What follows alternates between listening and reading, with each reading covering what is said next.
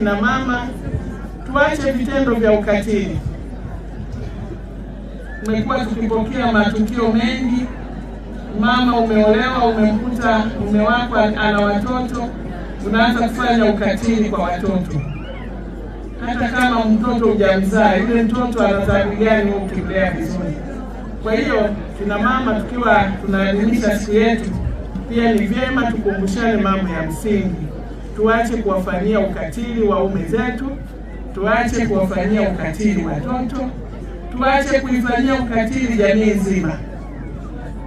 Kina mama pia mmekuwa mkifanya ukatili kwa kina baba. Nimechoka na ni maneno mengi, nimechoka. Unashindwa kumwimbisha sala ya toba. Wewe vipi? Fanya ibada kwa mume wako, ufanye ibada. Hilo jambo ni ibada, na ndio maana ni mume wako. Labda kama unaiba, lakini kama ni mume wako, wewe fanya panado. Kwani panado si 2 mara 3? Shida iko wapi?